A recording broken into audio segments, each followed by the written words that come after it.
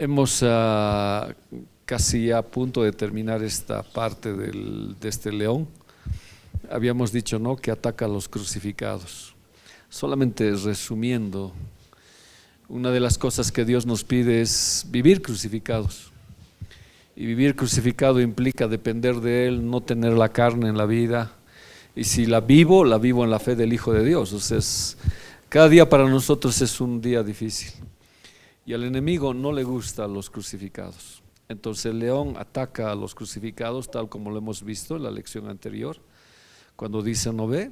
Amenazándome, abren sus hocicos como los leones que desgarran y rugen. O sea, no le gusta el trabajo ministerial, no le gusta cómo uno trabaja en el ministerio.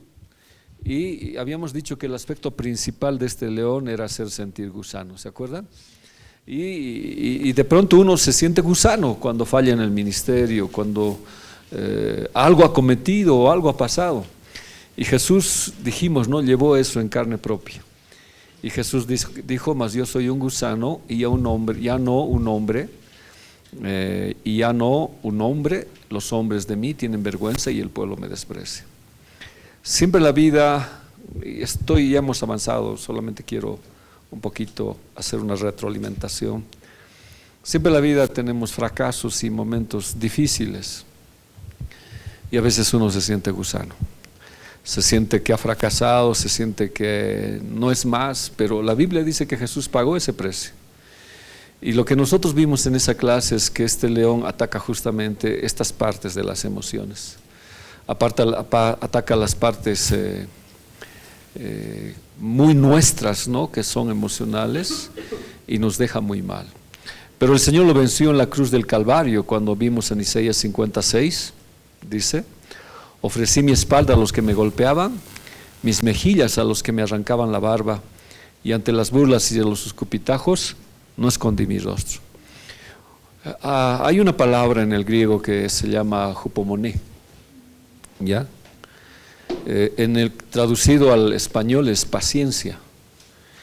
Y dice, no, para Dios tratar mi fe, para que mi paciencia crezca, pone tentaciones y pruebas. De ahí vienen dos términos, que es el perazzo y el dokimatsu. Y el perazzo es la prueba que da el enemigo, que es para destruirnos, para hacernos sentir lo peor, y que Dios lo convierte en un dokimatsu para que salgas ahí. Y dice que esto en nosotros produce paciencia. Ahora, esta palabra paciencia es hupomoné, no está ahí, solamente yo le voy compartiendo. Que paciencia no significa no esperar y como el asunto, o sea, sin inactivo, o sea, es decir, no tengo este problema, sí, ya no hago nada, aquí se queda mi vida y ya está así, pero soy paciente, espero en el Señor. No, esa palabra hupomoné significa resistencia al enemigo con la capacidad de transformar eso que te ha hecho daño en una gloria para el Señor. Esa es la palabra hupomoné. Entonces, eso Dios cambia mi vida, o sea, la transforma, y yo soporto aquello que el enemigo me ha puesto. Lo enfrento y lo convierto en gloria, y Dios lo convierte en paciencia, de tal manera que no solamente soy paciente a lo que me pasa, sino tengo la capacidad de cambiar eso malo por algo bueno. Hay una palabra que no recuerdo que lo usan los psicólogos, y una palabra rara pero que se usa en psicología, que es la capacidad de sostenerte firme cuando el vendaval está junto a ti, ¿ya? Cuando te estás arrastrando, es la capacidad de estar firme. Y creo que la palabra más exacta es con Jesús. Uno de los términos de Jesús que me gusta es, ¿no?, dice, puse mi rostro como roca, ¿no? Cuando él tenía que enfrentar un problema, nunca le dio la espalda al problema, siempre lo enfrentó. Y creo que en la vida vamos a tener muchos problemas, muchísimos problemas. Problemas en casa, problemas en el ministerio, problemas en el caminar. Los problemas van a ser terribles. Ahora, hay dos caminos, ¿no? Uno, decir, bueno, ahí se queda todo, no lo enfrento, u otro, haces lo mismo que hizo Jesús, ¿no? El hupomoné, el resistir firme esa prueba y cambiarlo por algo que el enemigo nunca lo espera. Por eso dice aquí, ¿no?, el Señor tenía que pagar un precio. Entonces, cuando él tenía que pagar un precio, no escondió su espalda, sino dice aquí la palabra, ofreció su espalda. Y yo no me explico, ¿no? Cómo dice que le dejaron destrozada la espalda a Jesús. Estudiamos esos látigos que le arrancaban pedazos de carne, inclusive llegaba a los tendones y a los nervios. Debió ser un dolor inimaginable, insufrible. Pero él tenía un objetivo, tenía una meta, un jupomonés, su paciencia, o sea, tuvo paciencia, pero para cambiar eso, para gloria nuestra. Entonces dice que ofreció su espalda y se dejó golpear. Por eso dice la Biblia, no, a Jesús nadie lo mató, él ofreció su vida. Y dice la Biblia, mis mejillas a los que me arrancaban la barba. La vez pasada dijimos, no, nunca yo he experimentado eso de que me arranquen la barba, no sé lo que es. Pero ha debido ser algo terrible, insufrible. Pero la palabra dice que él también lo ofreció. ¿Ya? Y ante las burlas y los escupitajos, no escondí mis rostros. Ese es el jupomoné, es la capacidad de resistir por una meta que nosotros tenemos, por un objetivo que nosotros tenemos. Pero puede ir más allá, ¿no? Puede ir al hecho de que, por decir, he fallado en algo, me he equivocado en algo, o algo ha sucedido en mi vida, no me voy a esconder, lo voy a enfrentar. Aún sea un pecado mío, aún sea algo que, no sé, me hayan descubierto, el hecho es no escapar, sino enfrentarlo. Y de tal manera que al enfrentar y ofrecer, si yo soy culpable, ofrecer mi cuerpo para el pago, cambiar eso por la gloria del Señor. Y Dios quiere, cuando los cristianos iban a Roma, ellos se enfrentaban. Ellos no se escapaban ante los leones, ellos no huían ante la situación que existía, enfrentaban y cambiaban en gloria. Y esto, hermanos, es para prepararnos a un futuro que viene. Ahora, que no sea para nosotros, Dios no lo permita. Pero va a haber un tiempo en que la iglesia va a ser perseguida, va a haber un tiempo en que va a pasar muchas cosas, ¿ya? Pero aún en este tiempo, en el trabajo, qué sé yo, universidad, tengo que enfrentar las burlas y no esconder mi rostro como cristiano. Aún dentro de la iglesia, de donde sea, yo tengo que hacer lo que hizo Jesús. Entonces, para eso, ¿qué necesito? Morir. Ya no vivo yo, mas Cristo vive en mí. Ahora, por eso el león quiere quitarte de la cruz. Quiere que tú vivas, y porque se acuerdan lo que les dije, el hecho de lo que los leones querían y las fieras que rodeaban a Jesús era que reaccione, Ayer estuve en Huaricana y antes de ayer tuvimos un problema, y ya tenían que colocar los vidrios y resulta que hubo un problema, tuvo un problema con impuestos el hermano y le cesaron todas sus cuentas y el taller. Entonces me llama y me dice, pastor, no puedo colocar los vídeos y va a tardar un mes. Entonces ese rato tu paciencia como que un mes, yo te he dicho más antes, por decir, ¿no? Pero ese rato uno tiene que calmarse, tiene que esperar en el Señor. Y bueno, hicimos algunas cosas y hoy ya están colocando los vídeos, pero necesitamos, hermanos, enfrentar cada día los problemas. Ahora ese es un problema un poco menor, no sé cómo decir. Con esto de lo que estamos haciendo en Huaricana nos ha suscitado muchas cosas, pero lo que quisieron con Jesús era que reaccione en la cruz. Yo me imagino si él hubiera reaccionado, ¿no? Hubiera dicho que aquí yo estoy muriendo por ustedes, hubiera destrozado al infierno, hubiera hecho una serie de cosas, pero él tenía una meta y a eso quiero ir. Él tenía un objetivo. Mi objetivo de mí es mi familia, mi objetivo es la iglesia, y no siempre en la iglesia las cosas van a andar bien, ¿ya? No siempre en la familia las cosas van a andar bien, no siempre en la salud va a andar bien, pero ese es mi objetivo. Por eso Jesús dijo, yo soy el camino. Ahora, para llegar a ese camino, Jesús era el camino, era el único medio para llegar al Padre, no había otra alternativa. Entonces, cuando nosotros tenemos una meta, pues no será que ofrezca mis espaldas literalmente como lo hizo Jesús, pero muchas veces vamos a cargar los problemas aquí atrás, porque esa es la cerviz, las vamos a cargar. Y vamos a sentir los golpes del ministerio, lo duro que es el ministerio, y alguna vez lo vamos a sentir en las mejillas. Lo que el apóstol Pablo dice, ¿no? Y el enemigo viene y me abofetea. Prácticamente en el griego quiere decir como un acto pugilístico de que lo golpeaban el rostro. Pero ni Pablo ni el Señor nunca cedieron a lo que Dios le había mandado. Y dice que hubo burlas y escupitajos, pero él nunca escondió su rostro. Ahora, el león sabe que tienes esa característica, porque el Señor nos ha hecho más que vencedores. Desde un principio nuestra genética, cuando cambió nuestra genética, Él diseñó desde antes que nosotros seamos más que vencedores. No solamente vencedores, más que vencedores. El enemigo conoce eso bien. Y para que uno sea más que vencedor es la cruz, es la cruz.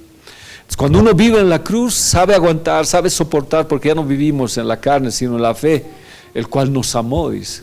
Entonces el enemigo nos quiere bajar de la cruz. Entonces cuando bajamos de la cruz tomamos decisiones, tomamos situaciones que a la final nos afectan a nosotros. Pero yo quiero animarle a usted y animarme a mí mismo de que hay que tomar las riendas, o sea, hay que tomar una decisión, ¿no? He decidido, no es solamente una canción, no, he decidido seguir a Cristo, no vuelvo atrás, sino de verdad es una decisión en el corazón. He decidido ir hasta el final. Lo único que tal vez podría sacarme de esa decisión es el Señor, pero la decisión aún continuaría. Entonces fue una decisión bien especial del Señor Jesús que hizo por nosotros. Entonces Jesús dijo a sus discípulos, si alguno quiere venir en pos, pues va a tener que sufrir golpes en la espalda. Va a tener que ser abofeteado por las circunstancias, por las situaciones que pasan, y van a tener que arrancarte la barba. La barba de alguna manera es, porque dice que el aceite cae sobre las barbas de Aarón, ¿se acuerdan? Las barbas tipifica en un sentido, bueno, no quiero ser dogmático, ¿no?, para que todos quieran tener barbas, sino significa en un sentido como unción, como algo que al varón Dios le ha entregado, ¿ya? Significa como varonilidad, es bien especial lo que significan las barbas. Entonces cuando le arrancaron, por eso cuando los presos les agarraban, les raían la barba, ¿ya? Y les mostraban las nalgas de todo mitad, era una vergüenza. Entonces lo que el enemigo quería era quitar ese, como dicen, ¿no?, portaos varonilmente, de quitar eso. Entonces el Señor claramente aquí dice, ¿no?, el ministerio es así, la vida es así. Ahora no quiero ir, o sea, yo he hablado en otras circunstancias, no quiero ir a decir, no, es una situación de sufrir y sufrir por el Señor, no, es una formación que Dios nos está haciendo hasta llegar a lo que Él quiere. Entonces aquí el Señor dice, así es el ministerio, así es la familia, así es el hogar, así es la vida. Entonces tienes que negarte muchas veces a ti, tomar la cruz y seguirme, ¿no? Entonces el león no quiere pues prácticamente esto, ¿no? Entonces ya hablamos esto, ¿no? Muchos de nosotros tenemos las marcas del sufrimiento, como Pablo decía, yo llevo las marcas de sufrimiento. Ahora lo que dijimos en la anterior clase, perdón por reiterar un poquito para entrar, el Señor sufrió por ambas situaciones, ¿se acuerdan? Tanto por las enfermedades físicas como por las enfermedades psicológicas, ¿ya? O los traumas que uno tiene en el alma. Entonces dice, ciertamente Él llevó nuestras enfermedades y sufrió nuestros dolores, y ambos los pagó. Ahora, el enemigo sabe, ¿no?, que físicamente muchas veces no nos reduce, no logra reducirnos tanto, ¿no? Aún así, enfermos físicamente, uno está en la iglesia, se mantiene, aunque a veces afecta en el alma también, pero Él sabe que la mejor manera de afectar es el área del alma. Es el área de los sentimientos, es el área que nosotros tenemos ahí en nuestra personalidad como seres humanos, es el asiento de las emociones, del intelecto, del conocimiento, de la voluntad, de las decisiones que yo tomo. Eso el enemigo sabe. Entonces por eso el león ataca para que nos bajemos de la cruz y tomemos decisiones equivocadas. Y habíamos dicho, ¿no?, enfermedad es cojolí, enfermedad física, y el dolor es macob, que significa alma, angustia, tristeza profunda, etcétera, etcétera. Entonces, lo que Jesús hizo fue pagar estos dos precios por nosotros, ¿no ve? Lo vimos en la anterior clase. Esperaré un poco que reaccione. Ya. Ahora, Él ha salvado 3 áreas de nuestras vidas, ¿no? Como dice Tesalonicenses, solamente para ir. Y la palabra es soso, que significa que Dios quiere que seas salvo y seguro en su generalidad. Quiere librarte, no solamente en el nivel físico, en el nivel alma y en lo que viene. Esa palabra soso significa, ¿no?, salvarte inclusive de lo que viene de la tribulación. Entonces la salvación que Dios nos está ofreciendo, ¿ya? Es la palabra soso que hemos hablado en la anterior clase. Y las 3 áreas que el Señor quiere sanar en nuestras vidas, ¿no? Alma, cuerpo y espíritu, ¿ya? La redención tiene que ser completa, ¿ya? Todo nuestro ser. Entonces las tres áreas a veces son afectadas. Cuando el alma es afectada, repercute en el cuerpo. Entonces las emociones lastimadas en mi vida repercuten en el cuerpo. Pero cuando el espíritu enferma, el alma no se goza, el alma no canta, el alma viene desanimada, el alma, terrible es lo que hace el enemigo. Por eso David sabía hablarle a su alma en el espíritu, siempre habló en su espíritu a su alma. Entonces cuando el espíritu es afectado de alguna manera, porque hay ataques contra el espíritu, contra el alma y contra el cuerpo. Les dije, no podemos ir más allá, ¿no? Pero cuando el espíritu, mi relación, mi alimento es afectado con el Señor, en mi alma repercute. Entonces no puedo gozarme, ando muy triste, etcétera, etcétera, y eso repercute en mi cuerpo, ¿ya? Está en las tres partes, hemos dicho las tres partes que hay. Ahora dijimos algo, ¿no? Uno puede ser físicamente fuerte, pero si es emocionalmente inestable, es un problema que existe. Ahora un fuerte espiritualmente, pero débil físicamente, tampoco está completo. Entonces lo que Dios quiere es completar las tres áreas, ¿ya?, de nuestra vida, que lo hemos visto. Y hemos visto cómo el Señor hizo eso en la cruz, ¿no? Pagó ambas cosas, no solamente la enfermedad física, sino también la situación que hay en mi vida emocional que existe. Ahora también hemos dicho que Él pagó inclusive la situación espiritual cuando hemos hablado de la palabra abundance. La sanidad es completa. Y Él cuando estaba en el suplicio, estando en agonía, dice, Él fue su lucha mental, ¿no? En el alma, una lucha, un conflicto que Él tuvo. Fue todo prácticamente en el alma, ¿no? Sufrió en lo físico y sufrió en lo espiritual. Por eso Tesalonicenses me dice que son las tres áreas sanadas en mi vida. Y creo que estas dos diapositivas me faltaban. Dijimos, no sé qué área nos duele tanto a nosotros. La Biblia dice, abrieron sobre mí su boca como león rapaz y rugiente. Ya lo habían destrozado físicamente, ahora tenían que atacar el alma. Ya cuando Jesús estaba en la cruz, ya algunos atacaron su alma, como los ladrones, algunos lo injuriaron, pero el ataque más fuerte fue en el área de las 3 horas de tinieblas que existía. Y ahí abrieron su boca como leones rapaces para insultarlo a Jesús. La Biblia no me menciona, no me dice. No, es un misterio que está ahí. ¿Qué le habrán dicho? ¿No tenía al Padre?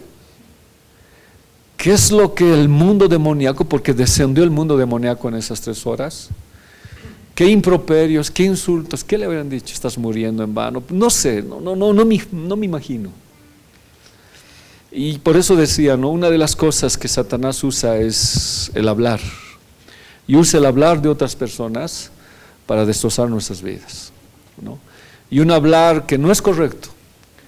Por eso uno tiene que tener mucho cuidado. La Biblia dice, ¿no? Al que le falta sabiduría, pídala. Sabiduría es tener un conocimiento para saber hablar lo correcto. Porque si alguien tiene un conocimiento pero no tiene sabiduría, habla de acuerdo a su conocimiento.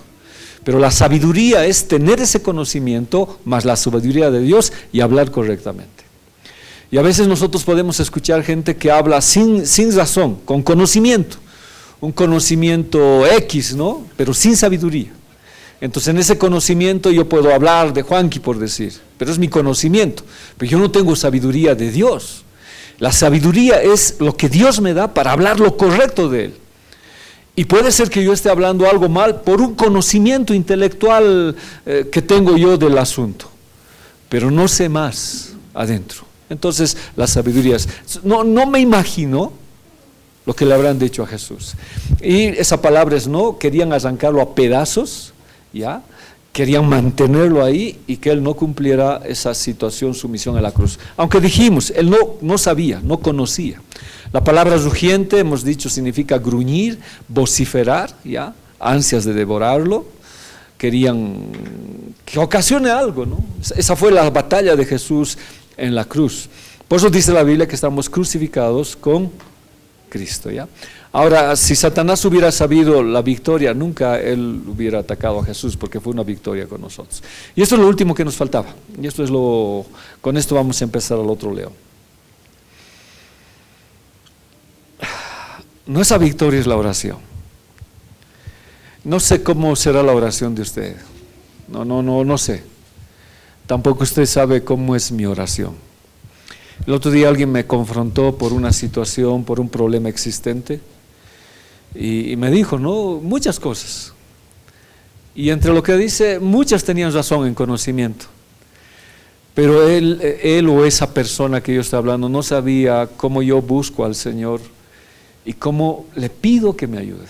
Hay cosas que el enemigo quiere quitarte, o sea, quiere destrozarte. Y hemos visto que nos ataca en la área emocional. Si me ataca en la área emocional, ¿cómo debería enfrentar? Con oración. Con oración. Ahora bien, le dije, no sé su tiempo de oración de usted, ni usted la mía. Pero tengo mi pequeña costumbre, por decir, una vida que cada noche estoy de rodillas y le pido a Dios que me ayude. No será una oración larga como tienen muchos, pero es mi refugio. Es lo que me levanta, eso es lo que me hace estar firme. Acá muchos tienen este ministerio de oración que es muy lindo, ¿no? Cuando oran los martes o ayunos, o sea, oran 1 hora, media hora, ¿no? Y los que no están acostumbrados a orar y están ahí ya cansados, ¿verdad? Dios les ha regalado eso a muchos. Y es esa oración las que nos mantiene, eso nos levanta. Pero como dije, ya sea poca, pequeña, en el proceso de Dios, nos hace salir de ese conflicto. El enemigo ya ha atacado mis emociones, ha atacado mi mente. Jesús sabe que soy un gusano, Él ya pagó el precio, pero Él ataca. Entonces Daniel tenía firme y clara su situación. Y dice la Biblia, Daniel lo supo, pero de todos modos se fue a su casa para orar a Dios. O sea, ¿qué sabía Daniel? Que había un complot. ¿Para qué? Para eliminarlo, porque era un hombre que oraba. Y era un hombre de éxito, un hombre que prosperaba. Era un hombre que, no siendo babilonio, tenía una función ahí en ese gobierno. Y ya querían sacarlo de ese lugar. Y pues le hicieron una trampa al rey e hizo un edicto, ¿no? De que cualquiera que pidiera otro Dios, no recuerdo en qué tiempo, ya en 3 meses, no recuerdo bien, si alguien me socorre, entonces fuera arrojado a los fosos de los leones. ¿Qué querían? Que no ore. Querían que no ore, prácticamente. ¿Ya? Y el enemigo hace lo mismo con nosotros, no quiere que ores. Y se ha dado cuenta que cuando son atacadas nuestras emociones y no tenemos al Espíritu en nuestra vida, ya no oramos. Nos desanimamos. Hoy escribí a alguien, le dije, ¿no estás viniendo al discipulado? Y me contestó, sí, estoy desanimado, pastor, ni quiero orar. Y son cosas que pasan. Yo le dije, pero si tú no oras, otros están orando. Vamos a ver eso con el otro león. Vamos a ver esta situación. Pero dice que él nunca dejó de orar, a pesar que su vida estaba en riesgo. Y dice, Daniel acostumbraba a orar 3 veces al día. Así que entró en su cuarto, abrió la ventana y mirando hacia Jerusalén se arrodilló y comenzó a orar. Eso es paciencia, eso es resistir. Supo el ataque que tenía contra él, sabía el decreto que él iba a morir, pero en su paciencia él se puso firme y peleó contra eso. Esa es la palabra jupomoné. Y abrió todavía, ni siquiera oró con las ventanas cerradas para que no le vean. Y los otros le siguieron. Y oró como acostumbraba, abiertas las ventanas, con el rostro a Jerusalén, y se arrodilló y comenzó a orar. Nunca le tuvo miedo. La oración nos hace fuertes. La oración nos levanta. Como les dije, no conozco su oración de usted, tampoco quiero determinar cuánto tiempo debemos orar o cómo debemos hacerlo, aunque Jesús nos dice no habías podido volar 1 hora.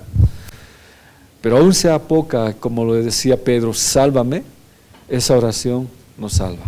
Entonces el enemigo no quiere, lo quería matar por su constante oración y porque Dios estaba con él.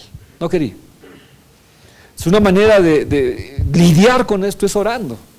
Ya ha atacado tus emociones, está atacando al crucificado. ¿Cómo contrarresto? Orando.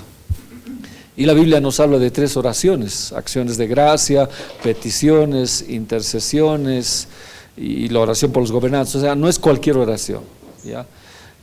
son oraciones definidas. Y Daniel supo cómo orar, sabía cómo orar. Y pues, ¿cuál fue la consecuencia? ¿Cuál fue el resultado de todo eso? Lo llevaron a los leones. Daniel mismo era superior a estos sátrapas y gobernantes porque había en él un espíritu superior.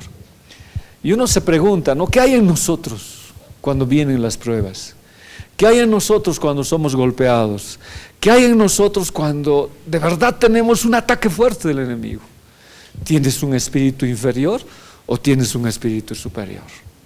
Y yo le digo, con la poca experiencia, con los ataques que uno sufre, ahí se define qué espíritu tienes.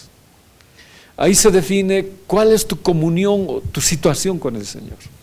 Y a veces esto es a plan de golpes. Ahora, no siempre uno ha nacido con un espíritu superior.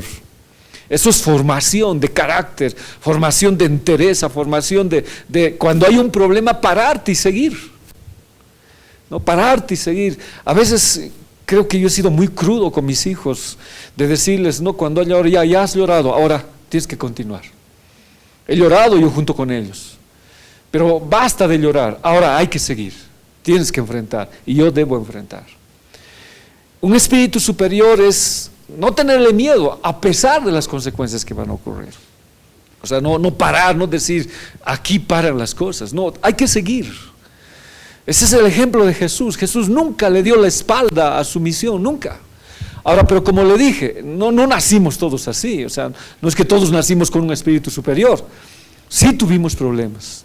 Sí, yo recuerdo mi ministerio en sus inicios, ha sido de derrota, de bancarrota, de situaciones muy duras que han pasado.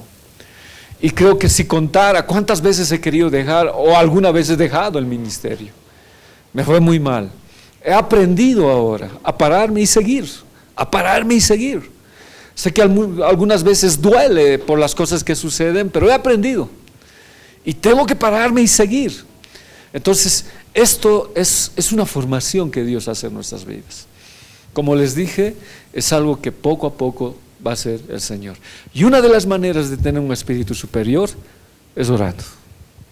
Es orando, ¿no? Es que cuando te venga ese problema, no llores con la gente, no llores, no te amargues.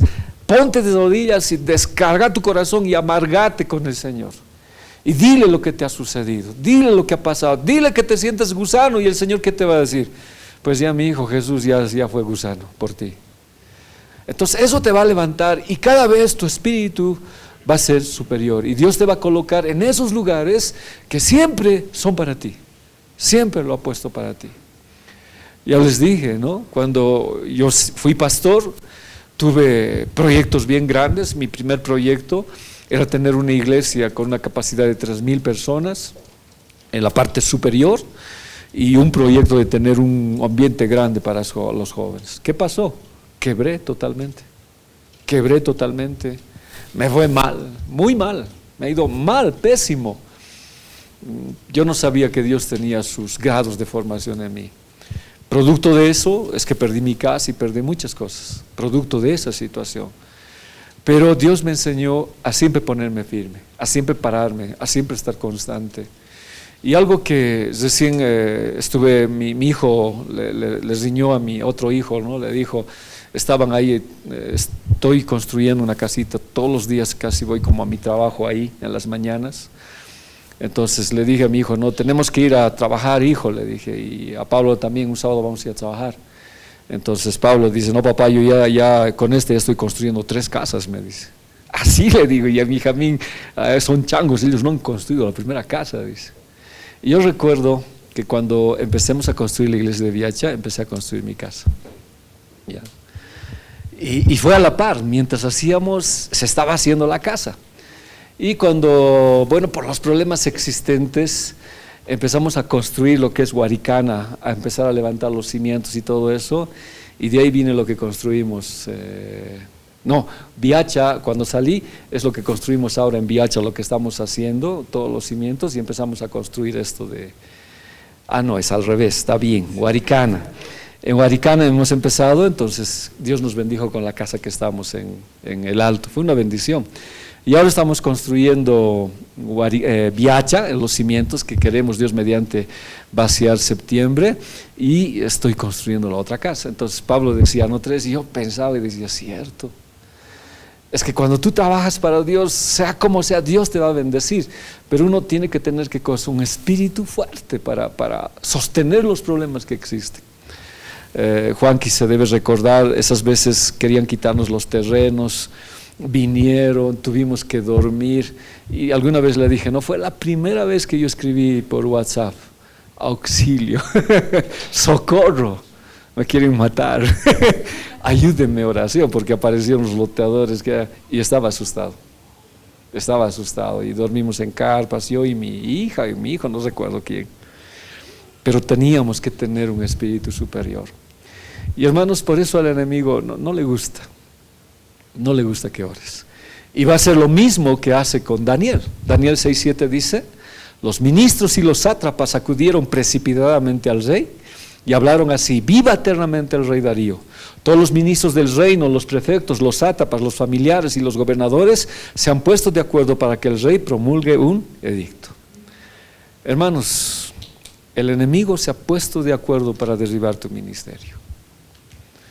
El enemigo se ha puesto de acuerdo para que no sigas lo que Dios te ha llamado.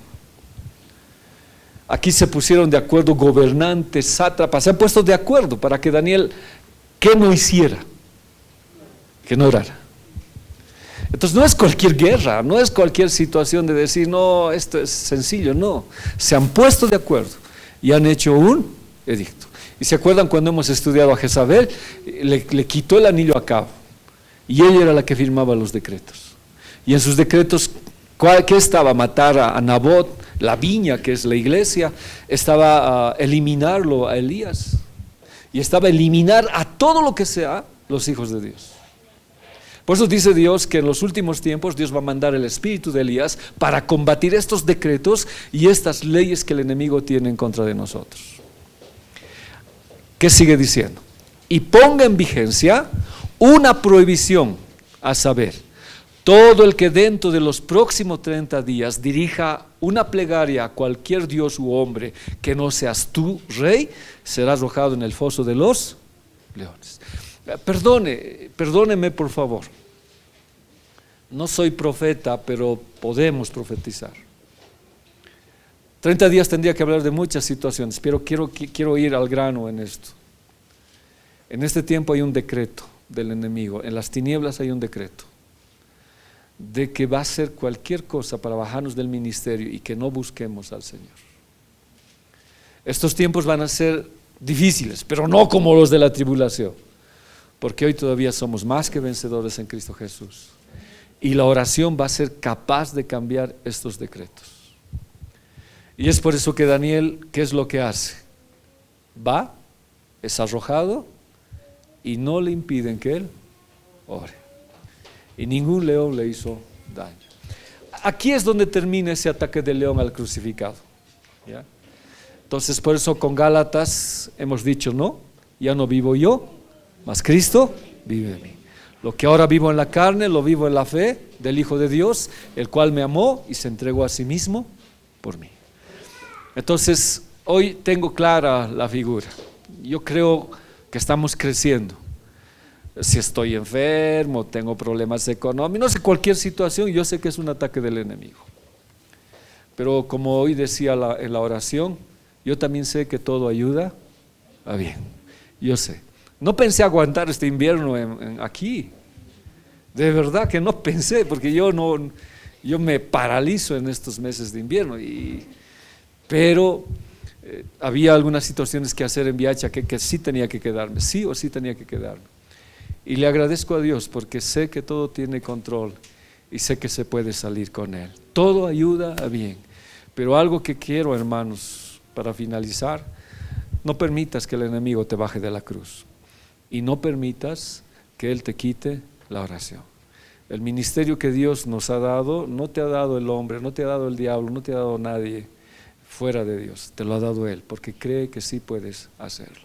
Y cuando ese ministerio me confió a mí o a ti, Él nos dio la capacidad de tener este espíritu superior y de enfrentar y aún tener que ir a la fosa de los leones, porque Dios no lo libró de la fosa de los leones, fue a la fosa de los leones, pero él con su fe, con su oración, salió inmune, intacto de ahí.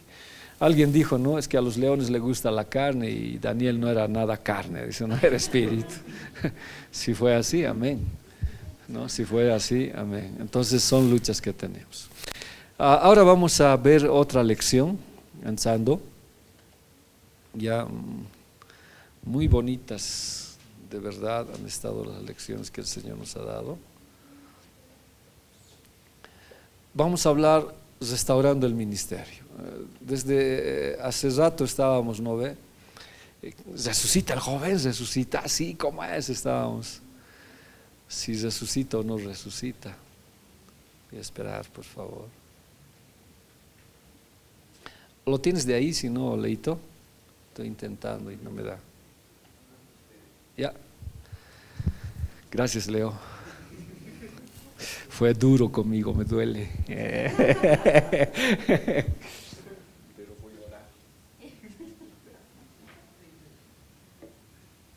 Un rato espere pues, si te faltaba, ¿no? No, Leito, no, hermano, no. Sí, prácticamente en Reyes no vamos a ver que el joven resucita, porque el Antiguo Testamento es sombra y figura para lo que el Nuevo Testamento nos va a hablar, ¿ya? Entonces el Nuevo Testamento, el que nos va a decir lo que pretendo hoy hablar, que Dios va a restaurar los ministerios caídos, ¿ya? Dios va a levantar a gente que cayó en el camino, y como le dije, nadie es salvo, y a veces es una bendición que caigamos en el camino, ya todo ayuda bien, ya quiero entenderlo. Tengo tanto que hablar que a veces no sé cómo hacerlo, y a veces lo hemos comprimido en una pequeña lección, porque por ejemplo cuando fue asaltado el samaritano, bueno, no sé quién era, cuando fue asaltado, él estaba yendo rumbo a Jericó, ¿no ve? Estaba yendo rumbo a Jericó. Y la Biblia, aunque era un lugar de los sacerdotes, etcétera, Dios dijo que nunca Jericó debería ser reedificada. Y si alguien reedifica Jericó, debería ser sobre la base de su hijo menor los cimientos y las puertas sobre la base de su hijo mayor. ¿Se acuerdan? Hubo una maldición. Porque Jericó era un lugar terrible en contra de Dios por los muros que existen. Ahora, cuando este hombre, o sea, yo quiero ir a esta enseñanza, no está acá, pero quiero un poquito ir a esa enseñanza para ir. Este hombre estaba yendo a Jericó. ¿Y qué pasó en el trayecto? Lo asaltaron. Ahora pregunto, ¿esa es una bendición? Si lo entiendo desde el punto de vista que le estoy mencionando, o sea, le quiero mencionar desde el punto de vista, él estaba yendo a Jericó, estaba yendo atrás a volver a reedificar muchas cosas en su vida, ¿ya? Porque era en base a su hijo menor y a su hijo mayor, había una maldición. Ahora, ¿por qué Dios no lo dejó? O sea, ¿por qué Dios permitió eso? De verdad fue una bendición, porque él no llega a Jericó. Y para que no llegue a Jericó, aparecen los ladrones, lo golpean, los reducen y lo dejan medio muerto. Pero nunca abandonado. Entonces, puede ser que yo pueda tomar una decisión en el camino. Y mi decisión sea Jericó. ¿Ya? ¿Me está entendiendo? Ahora, como le dije, si usted lee la Biblia, Jericó también es un lugar de adoración. Pero Jericó desde un principio, Dios dijo, no se debe levantar otra vez eso. Es maldito. ¿Ya? Pero como los apóstoles, pues, ¿qué hicieron los apóstoles cuando vieron que Jesús fue crucificado y no resucitaba? ¿Qué hicieron? ¿Alguien se acuerda? ¿Dónde regresaron? A la pesca. Volvieron a la pesca, a su antigua situación. Y para que no volvieran a su antigua situación, ¿qué pasó? Jesús apareció, ¿no? Eso fue una forma linda de volverlos al camino. En cambio este otro, no fue fácil. Ahora, lógicamente, no va a ser para todos, pero para algunos sí. El ladrón va a venir, nos va a golpear. ¿Y quién es el ladrón? ¿Qué dice Juan 10:10? El ladrón no viene sino para matar, robar y destruir. Pero detrás de eso, ¿quién está? Dios. ¿Sí?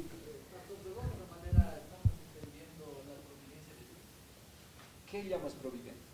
La fe, cuando Dios tiene todo el control, aunque sea de lo malo. Ya, entonces, amén. Lo bien, lo que Romanos 8:28, que toda su vida bien. Ya. Satanás haga, Dios aún está encima de eso. Ya, gracias. Yo creo que todos entienden eso, ¿no? Si Dios tiene el control de todas estas situaciones, vuelvo a reiterar, todo ayuda bien. Pero para ese momento, para ese hombre golpeado, desnudado, sin plata, era una bendición. Era una tragedia. Y para el colmo, no le ayudaron quienes deberían ayudarle. Y eso es mayor tragedia, que en la iglesia, que tú, el enemigo te golpee, te destroce, porque Dios en su providencia, en su soberanía, que me gusta mejor, permite eso. ¿Ya? Y que busques ayuda en la iglesia y en la iglesia peor te hagan. No, pues no es una bendición. Pero detrás estaba el hecho de que no llegue a Jericó. Pero Dios manda a alguien que ni siquiera asume una situación de liderazgo, nada, que lo ayude. Y lo lleva al mesón. Y el mesón es tipo de iglesia siempre, en su restauración. Entonces lo que quiero decir es que Dios nunca, porque su objetivo de Dios, a menos que yo no quiera, que es distinto, es restaurar nuestras vidas. Y la lección de hoy es bien linda, que aunque espiritualmente me esté descomponiendo y destrozándome en corrupción, Dios va a mandar a alguien para levantarme. Y vamos a ver eso. Ya a partir de ahí es esta lección con este león que me encanta. Y volvemos a 1 Reyes capítulo 13 versículo 24. Y yéndose le topó un león en el camino, y ya conocemos la historia, y le mató. Ahora, nosotros hablamos de muerte espiritual. Cuando vemos al Nuevo Testamento, aunque puede ser física, pero si Dios va a restituir, tiene que ser una muerte espiritual. Cuando alguien fracasa en el ministerio, cuando alguien tiene un tropiezo, puede morir en el camino. Su cuerpo estaba echado en el camino, pero seguía en el camino, y el león no pudo sacarlo del camino. Es como esa gente, ¿no? Yo recuerdo siempre cuando predicaba en Viacha, un día el Señor, estuvimos en ayuno y nos dijo, ¿no? Vayan a predicar a las cantinas. ¿A las cantinas? Sí, a las cantinas. Y nos fuimos pues a predicar y ensamos a las cantinas, a los tugurios más negros hemos ensado, ¿verdad? Donde nunca encé. Y cuando ensamos todos, y entramos ahí, ¿y cómo predicamos? Pero cuando entré a una, se llamaba El Barquito, se llamaba.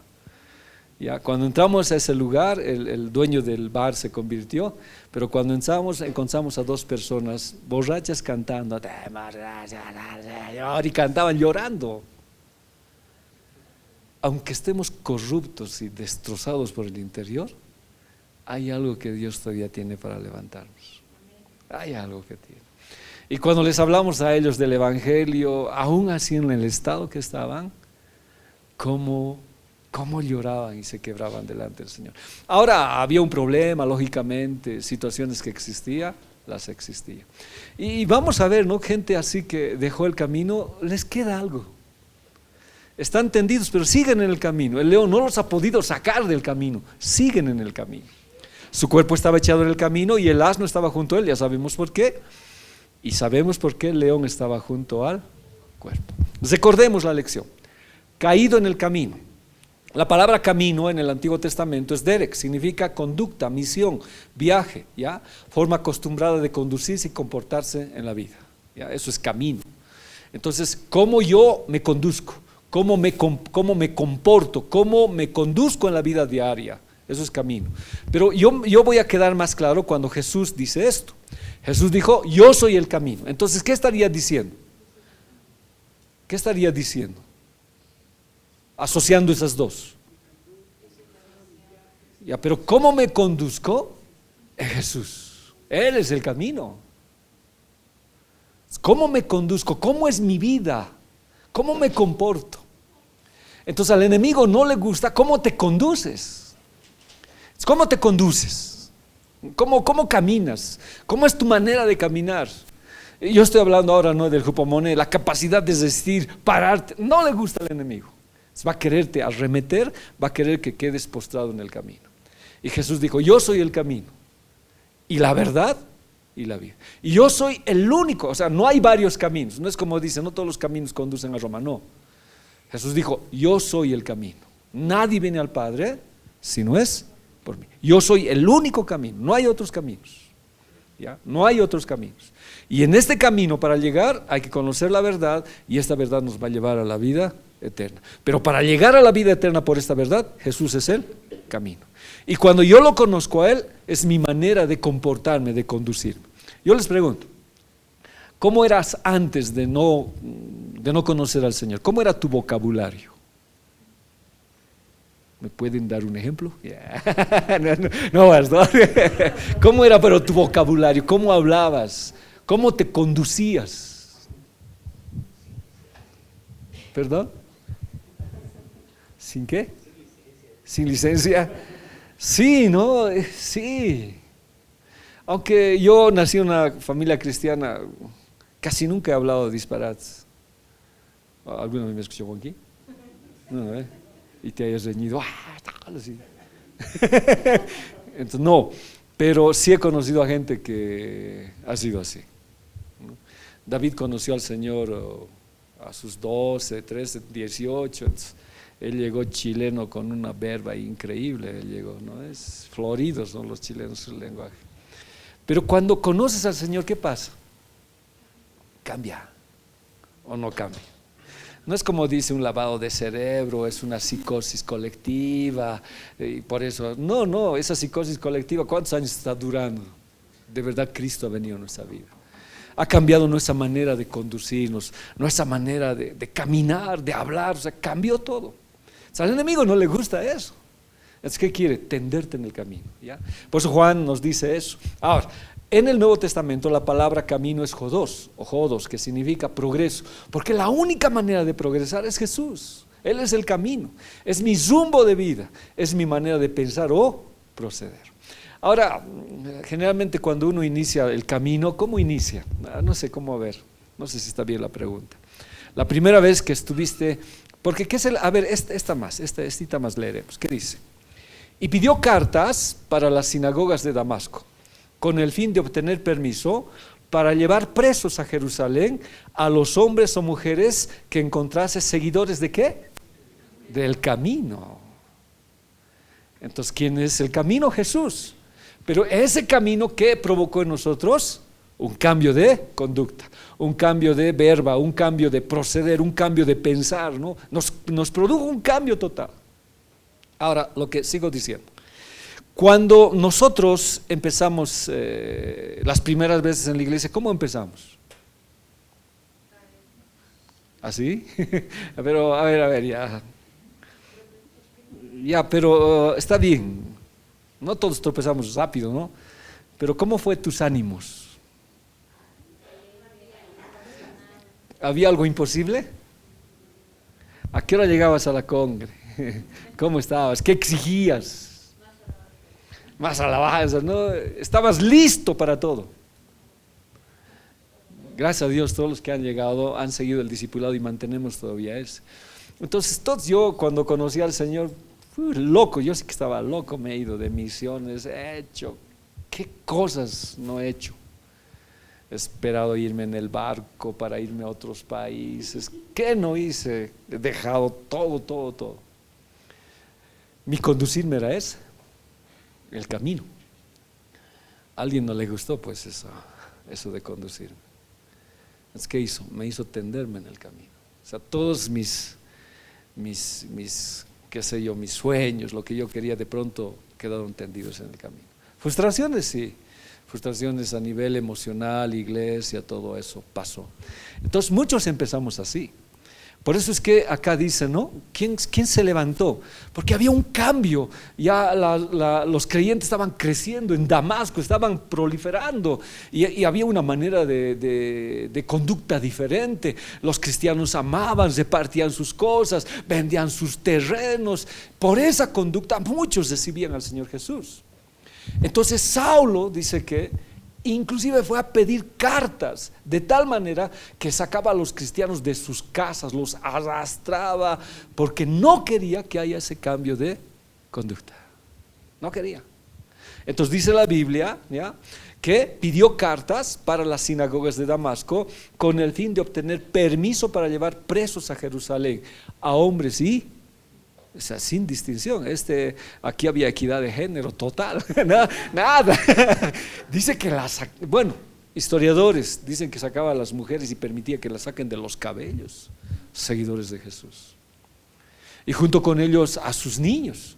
Y no había distinción, ¿ya?, a hombres y mujeres que los encontraran seguidores de una conducta distinta, de un proceder distinto, de un cambio de vida, de un pensamiento distinto. Entonces aquí yo le pregunto, ¿a quién odia el enemigo? A ese cambio en nuestras vidas. Odia. Y ahí aparece el león. Odia que cambiemos. Pero si tú fueras como antes, no, ya no eres peligroso, mejor para él si vuelves a Jericó, pero no te recomiendo porque el ladrón te va a asaltar. Para que no vuelvas a Jericó, no, hay dos caminos. Preferible no retornar, porque Dios, como decía Daniel en su providencia soberana, nos va a hacer volver a las cosas. Pero no le gusta, ¿ya? Porque los seguidores del camino han cambiado su manera de ser. Por eso a los que seguían a Jesús se los llamaba los seguidores del camino. O sea, otro sinónimo sería la iglesia. ¿Ya? Ahora en Hechos 19:23 dice: por entonces se produjo un tumulto no pequeño con motivo del camino. O sea, seguimos hablando. O sea, hay un, como dice, un tumulto, un problema en el infierno por motivo del cambio de tu conducta, por motivo del cambio de proceder, por tu decisión de servir al Señor. Hay un tumulto. Creo que cuando hay no ve que hay una canción que dice, no, Jesús, dice, no ve, van los demonios y quieren que caiga, y lo han hecho alguna vez ese teatro en la iglesia. No recuerdo la canción, no sé si se recuerdan. No. Sí, esa de Marcos Barrientos, ¿no ve? Y hay un tumulto cuando nosotros cambiamos de vida. Hay un tumulto cuando tomamos decisiones. Yo tengo que estar seguro, tengo que estar consciente de que hay una guerra contra mí. Pero también tengo que estar seguro que Jesús está a mi lado, ¿ya? Pero eso, ¿cómo se hace? Es un progreso, es un crecer en el Señor. A ver, sigamos leyendo. Camino, la conducta propia de los seguidores de Cristo, una norma de vida. Entonces, ¿qué odiaba el enemigo? ¿Qué es lo que odiaba? A ti te odiaba la norma de vida, dice. ¿Ya? Odiaba su caminar, odiaba su andar, odiaba su comunión. Y se produjo un tumulto, ¿no? Se produjo un tumulto. ¿Cuántas cosas son? Dice, ¿no? El Señor nos rodea. Dice que el Señor acampa alrededor de los que le temen. ¿Por qué? Porque hay un tumulto. Hay un tumulto. Para que tú no prosigas, para que tú no continúes. Porque somos seguidores del camino, ¿no? Entonces ya entendemos por qué el león se levanta, ¿ya? Entonces por eso este león atacó a este joven para que quede tendido en el camino, ¿no ve? Ahora, tendido, muerto en el camino, un ministerio truncado, deshecho por el enemigo. Es algo que de pronto nos deja pues sin, ahí como gusano, ¿no? Como hemos visto la palabra que hemos hecho. Pero no te saca del camino, sigues en el camino. El problema es que estás tendido, no estás prosiguiendo. Ya no prosigues todavía la ruta. Bartimeo estaba al lado del camino. Otros están en el camino, pero este estaba tendido en el camino. ¿Ya? Entonces, ¿qué había que hacer con él? Levantarlo, como lo hicieron el samaritano. Había que levantarlo. Ahora, en la historia que hemos visto, viene el profeta, es toda una historia, pero yo tengo que encontrar en el Nuevo Testamento cómo va a ser levantado este joven. ¿Qué estoy diciendo? El Señor va a restaurar los ministerios y las vidas, por eso el león vigila para que no se levanten otra vez. No es pues Dios como nosotros, no, por eso mi pensamiento está tan lejos de los pensamientos de Dios. No, me has fallado, aquí se acaba todo, nunca más contigo, ya se acabó. No, Dios no es así. Cuando tú le fallas, Dios sigue esperándote y sigue confiando en ti. Sigue, ¿ya? Y estás tendido en el camino y Dios tiene que levantarte. Ahora, ¿cómo lo va a hacer?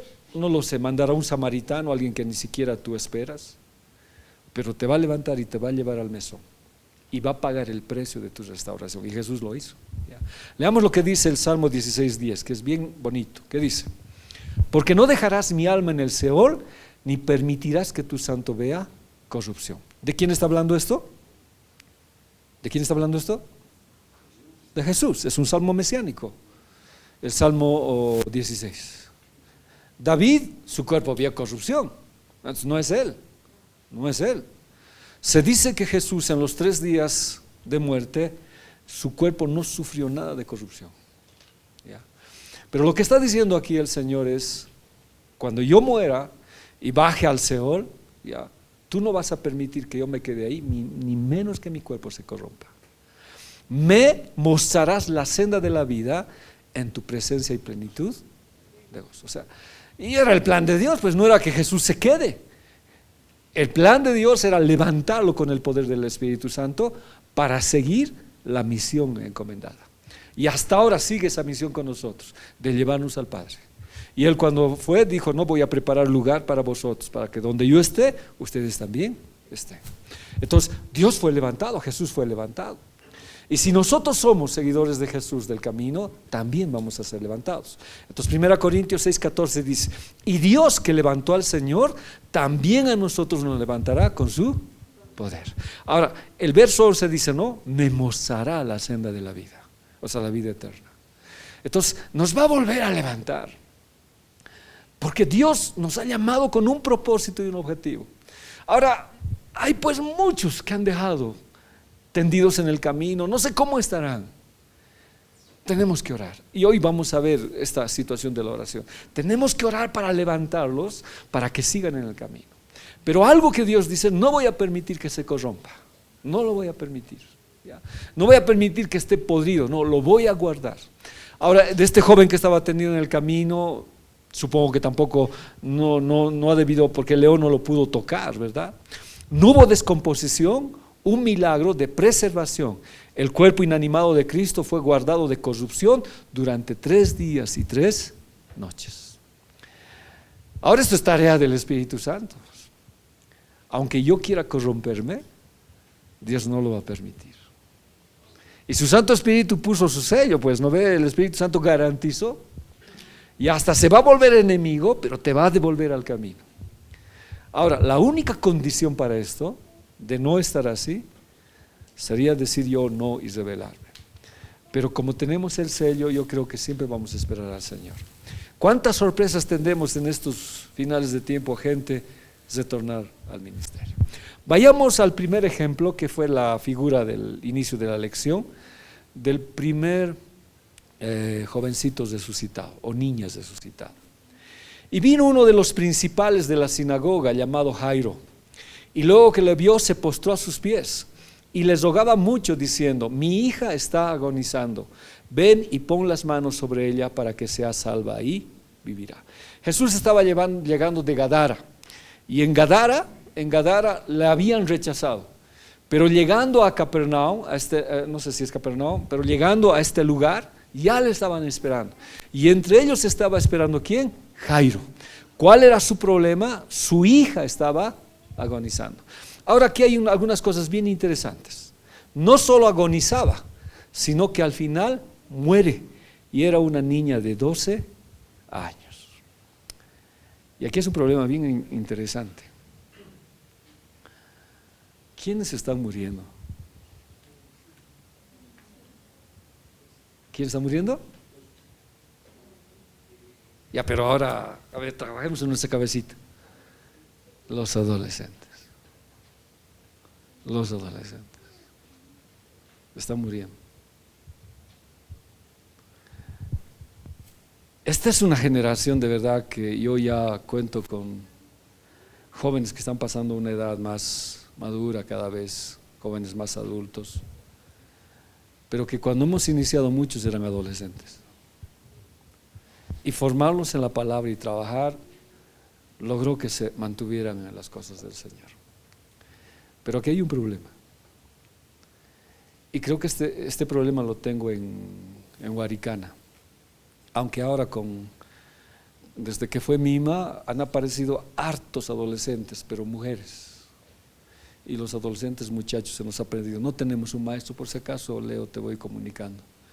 Los adolescentes en Huaricana dicen, no hay un maestro, nos vamos de la iglesia. Han ido los adolescentes. Y me llama la atención bien harto. Y no tengo gente para trabajar en Guaricana porque ha sido tan fuerte, y son 2 hermanos que es maestra de niños, maestra de adolescentes, maestra de ceremonias. Con esos 2 hermanos nos estamos batiendo.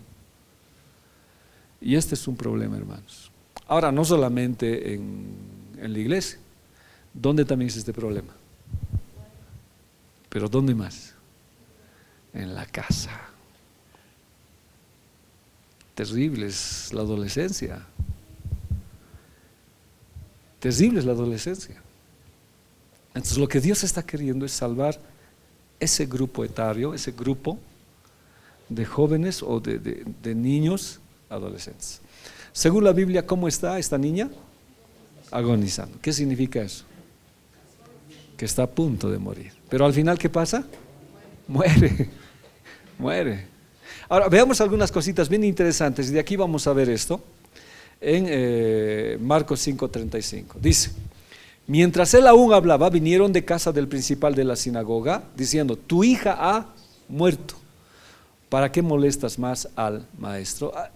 Aquí tengo harto, hermanos, está mi cabeza llena. Dios ha seguido hablando y me ha seguido hablando durante este tiempo al hablar de esto.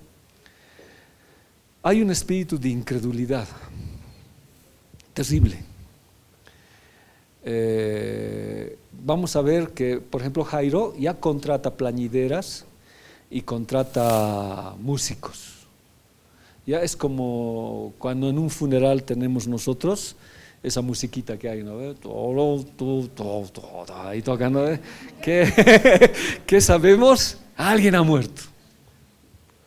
Pero a eso contrataban mujeres que se golpeen el pecho, a veces se arrancaban los cabellos llorando. Entonces, ¿qué le daban? Un matiz y un espíritu de muerte. Jairo ya había contratado. Jairo significa el iluminado. Va iluminado, ¿no? Yair también significa su nombre.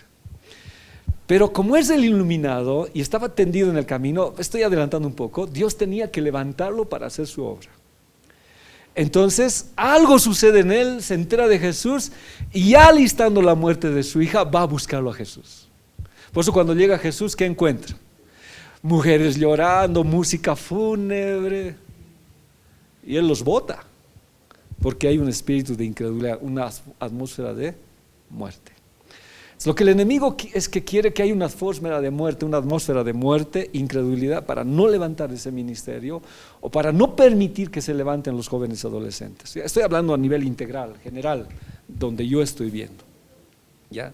Entonces, ahora la incredulidad, ¿cómo se muestra?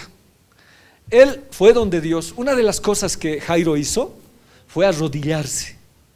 Y eso debe ser, a pesar de que ya preparó para la muerte de su hija, corrió a los pies de Jesús y se arrodilló porque sabía que había una esperanza en el Señor, sabía que había algo en él que debería cambiar, y se arrodilló ante el Señor.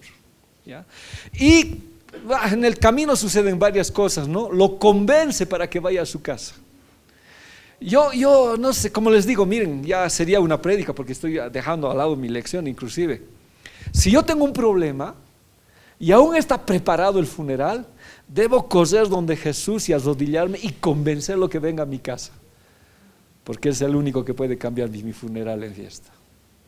Es el único, aunque el funeral ya esté en mi casa. No sé, a medida que vayamos vamos a entenderlo. Y le convence a mi hija y le dice, sí. Y estando yendo a la casa de Jairo, ¿qué pasa? ¿Alguien se acuerda de la historia? ¿Qué pasa? ¿Perdón? ¿Y a quién? Está bien, está bien. Cuando estaba yendo Jesús, aparece una mujer. Esto se llama los pecados públicos y los pecados privados. ¿Ya? Dios perdona los pecados públicos y los pecados privados. De esta mujer era privado su pecado. ¿Alguien sabía? Nadie. ¿Quién sabía? Nadie sabía. Y si lo tocaba Jesús, lo podía hacer inmundo. ¿Y a cuántos habría hecho inmundo? Su pecado era privado. Ahora, estoy hablando un poquito así, me estoy yendo, ¿no? ¿Cuántos nosotros tenemos pecados privados? Nadie lo sabe. Nadie lo sabe. Y venimos a la iglesia y podemos volver inmunda las cosas. Pero ese que tenía su pecado inmundo dijo, el único que me puede ayudar es Jesús. Y fue y le tocó su manto. Ahí vamos, ¿no ve? Ahora, más o menos dice que ahí tardó 45 minutos. ¿Y Jairo qué estaría haciendo? Señor, mi hija. Sí, y al final vienen, ya no molestes más al maestro. Dices, no ve, 45 minutos ha tardado. No ve, la situación es así. Cuando esta mujer le toca, Jesús dice, ¿qué me ha tocado? Ahora, en la lección, miren, ya no estoy en la lección, yo prácticamente me he salido. Dice que la multitud le oprimía. ¿Ya? Hay muchos que oprimen a Jesús, pero hay muchos que con pecados privados buscan su sanidad. O sea, no es que oprimamos a Jesús y no obtengamos nada, sino a pesar de lo que estamos, vayamos con fe a tocarlo a Jesús. Y ahora el Señor nunca no dice, tú tenías sangre, me has contaminado, ¿y a cuántos más sacó? No sacó el pecado privado. ¿Qué hizo? Tu fe te ha salvado. En cambio, de Jairo era un pecado público. Ahora, la muerte, vamos a hablar, ¿por qué? Es público, todos han escuchado. Entonces hay cosas que pueden ser públicas y hay cosas que pueden ser privadas, pero ambos las perdona el Señor, tiene sus formas. Ahora, lo que yo quiero ir aquí, ¿qué le dicen los que llegan al Señor? ¿Qué le dicen? Ahí está, quiero que piensen, yo puedo decir, ¿qué le dicen a Jairo?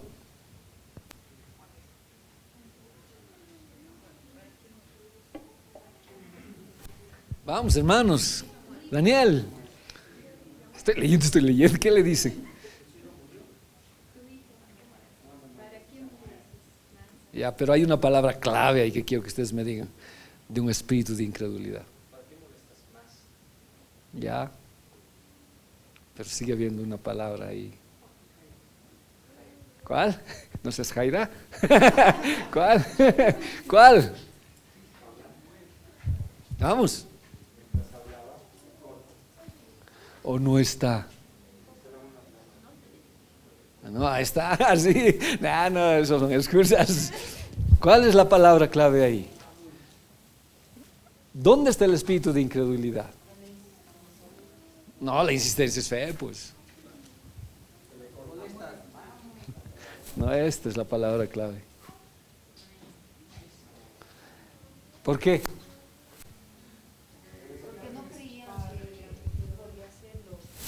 No, porque era un maestro, no era el Señor para ellos. Era un maestro. ¿El maestro qué hace? Enseña. Pero Jesús ¿qué hace? Da vida. Por eso los maestros tenemos a Jesús para dar vida. Porque si impartimos conocimiento por mero conocimiento, estamos igual. Entonces la gente no lo reconoció nunca a Jesús. Pues le dice, ¿para qué molesta al maestro? Déjalo tranquilo. Pero no es que no, esto no solamente ser el maestro. ¿Quién era? Era el Señor. Entonces, si antes de eso ha curado a una mujer con flujo de sangre, ¿Ya? es lo que sabían que realmente tenía poder para sanarla. Claro, pero no estamos hablando de ellos. Estamos hablando de los que vienen de la casa de Jairo. Ellos no han visto ese milagro. No, no vieron. Porque si hubieran visto, lógicamente hubieran reconocido. Pero ellos llegan de la casa de Jairo, llegan y le dicen, tu hija ha muerto, no molestes más al maestro. No al maestro, al maestro, no molestes. O sea, dime. A ver, muéstrame una cita bíblica. No, tienes que mostrarme. Ya. Maestro se decía a gente que enseñaba, a los rabinos, a todos ellos. Ahora los apóstoles podían ser maestros, lógicamente, pero era gente que daba un conocimiento. Entonces no iba más allá. En cambio el Señor no solamente era pues maestro.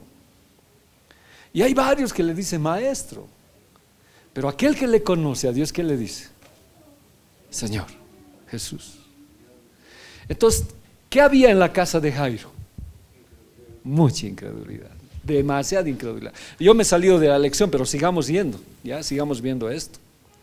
Y vino uno de los principales de la sinagoga llamado Jairo, y luego que le vio, se postró a sus pies y les rogaba mucho diciendo: mi hija está agonizando. O sea, había pasado de agonizar a morir. Y ahí yo, si siguiera, ¿no?, saliéndome de la lección, es decir lo que nosotros digamos: ya no molestes al pastor, ya no molestes al maestro, que borraremos los adolescentes, ¿ya? No sé, no haremos eso. No, pero no es el maestro, es Jesús. Es el Rey, es el Señor. O sea, no es que esté así. Dios lo va a hacer, Dios va a hacer su gloria. La palabra principal es archisunagogos, que significa director de los servicios en la sinagoga, principal de la sinagoga, líder del grupo de ancianos que gobernaba. Habían 3 en la sinagoga. Uno que ponía los predicadores, que estaba a cargo del rollo, otro que recogía las ofrendas y otro que invitaba al predicador, si no me equivoco. Pero Jairo era el director, era el principal de ellos. Entonces se supone que sabía la ley, se supone que sabía todas las cosas, pero ¿dónde estaba su problema? Ya, está bien. A ver, le pongo otro panorama. Soy el pastor de la iglesia, predico, doy enseñanzas, voy con ustedes, evangelismos, trabajamos, y mis hijos están perdidos.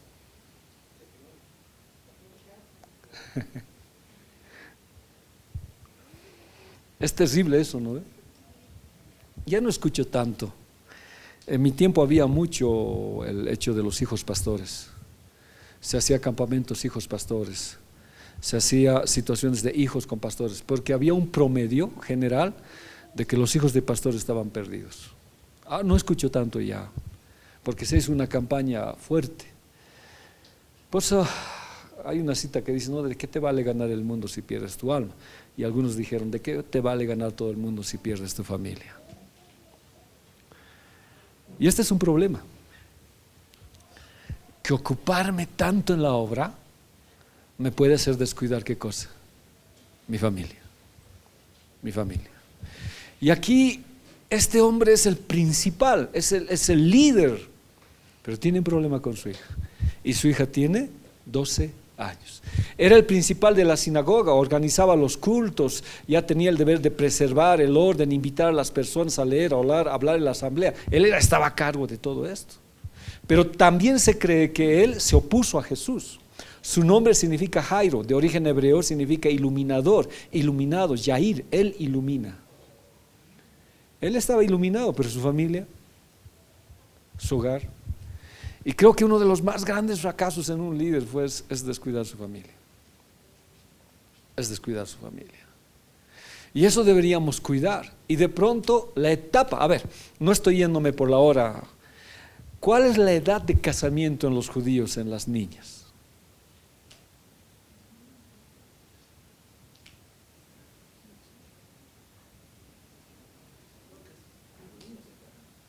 La edad, pero edad, 12 años. 12 años y más, el muchacho podía leer el Torah. ¿Se acuerdan el Bar Mitzvah? Y no recuerdo los otros para las mujercitas. Y a partir de ahí ellos tenían la situación de leer la Biblia y participar de los cultos. En cambio, una niña de 12 años ya podía tener su esposo, aunque había ciertas cosas, no era nomás así. Si yo finalizar esto, ¿qué estaría diciendo de esta niña? Y lo comparo a la iglesia. A ver, pensemos, ¿qué sería? Ya voy a terminar con esto, ya son 9:15. A ver, está bien ese día, a ver. Ya más o menos. A ver, Daniel, procesa. 2, perdón. Está muy bien, Daniel, seguro eres el hermano de la pastora Angélica. Sí, soy yo, dice. Pero bien. ¿Qué puede impedir que la iglesia participe de las bodas del Cordero y muera? Ahí está todo.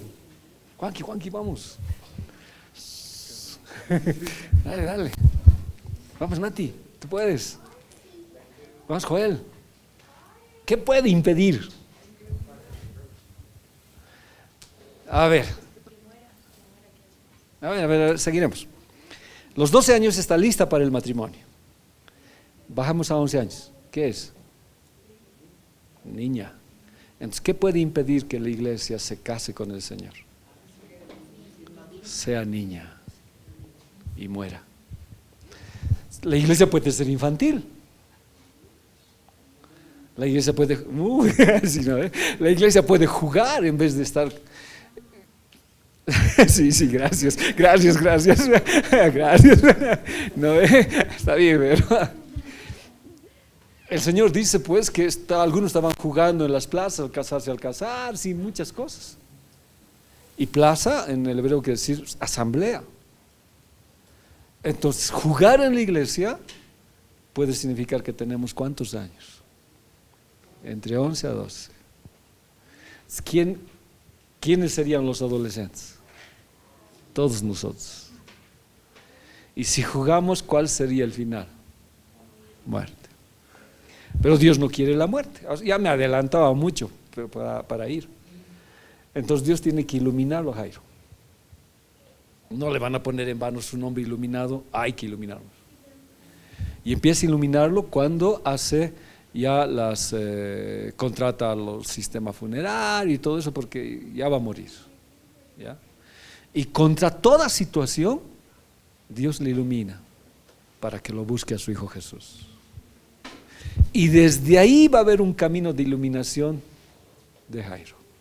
La próxima vamos a hablar, ya es 9:20, más cosas acerca de Jairo y cómo esta niña va a resucitar. Porque resucita y ya está lista a las bodas. Ya está lista a las bodas. Entonces, Dios no va a permitir que la iglesia quede en corrupción. Dios va a hacer algo para volvernos al camino.